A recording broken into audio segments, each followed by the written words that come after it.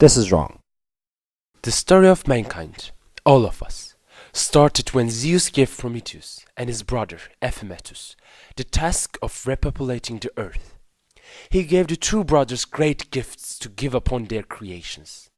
And they went down to earth and began to make men and beasts out of river clay.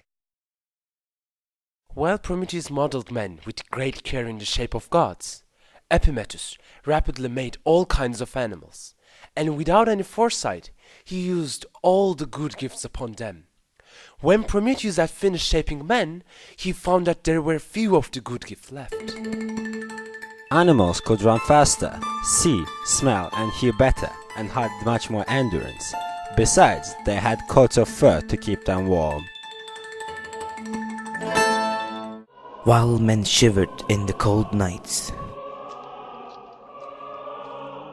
Prometheus was sorry for mankind, and he went to Zeus and asked, Thou almighty Zeus, I beg thou on my knees to have some of the sacred fire for my poor creations. But Zeus refused. Fire belonged to the gods alone.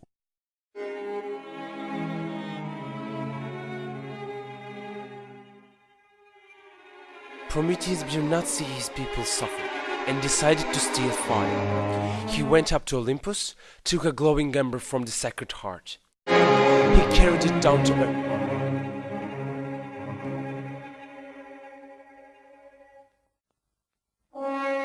Gave it to mankind and said, Never let the light from Olympus die out.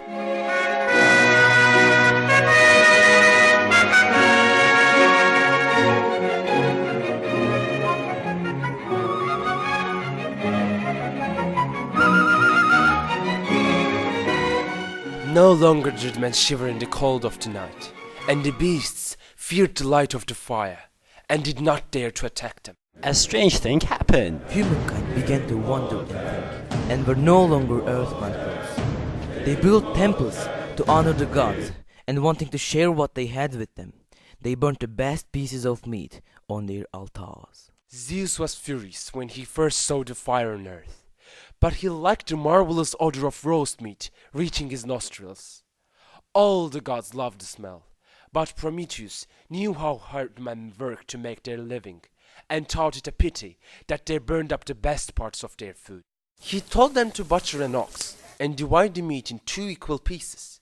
In one were the chops and roasts, hidden under sinews and bones. In the other were scraps and entrails, covered with snow-white fat. Prometheus then invited Zeus to come down to earth, and chose for himself which part he wanted for his burnt offerings. Zeus, of course, chose the best-looking heap, but when he discovered that he had been tricked, he grew very angry. Not only had Prometheus stolen the sacred fire and given it to men, he had also taught them to cheat the gods. He resolved to punish both Prometheus and his creations. Lifeless down on the floor.